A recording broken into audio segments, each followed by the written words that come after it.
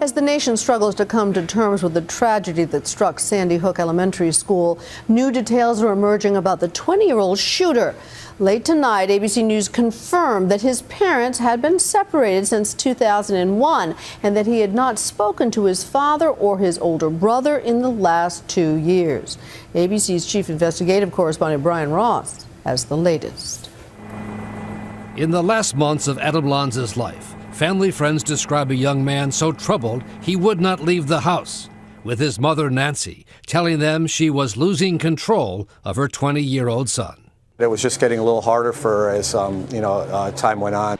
Nancy Lanza was a regular at a Newtown bar and restaurant, My Place, where the owners, the Tambasios, say she told them about her struggles with Adam's emotional and behavioral problems for years. She'd been helping him the whole time he's living at home. She always helped him. She homeschooled him and everything. So she, like I say, I knew he was on medication, but that's all I know. But since her divorce from Adam's father, Peter, 3 years ago, her friends say Nancy was left to deal with Adam by herself. We knew we had a problem, but she took care of it the best she could.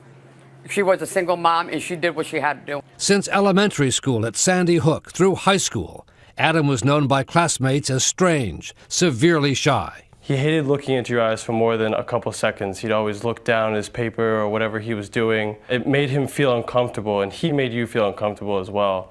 A former babysitter says he was told by the mother to never leave Adam alone. Nancy had always asked me to always keep an eye on him, never even go to the bathroom or turn your back on him at any time. The former school security director, who became close to Adam when he was in the high school tech club, said Adam was seeing the school psychologist and had several disorders, including the inability to feel pain. So if he had cut himself or hurt himself, he would not know it or feel it.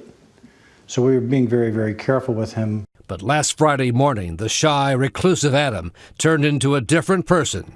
And now the mystery of why is at the center of the police investigation. We will answer every single question determining any kind of medical condition, any kind of issue whatsoever that he may have been involved in. I am not at liberty to discuss medical content. I'm not at liberty to discuss any of the information so far uncovered. One big question is why his mother, knowing of his emotional issues, introduced Adam to the world of high-powered guns, including the semi-automatic assault-style Bushmaster rifle that he used in his deadly rampage that she bought legally in March 2010.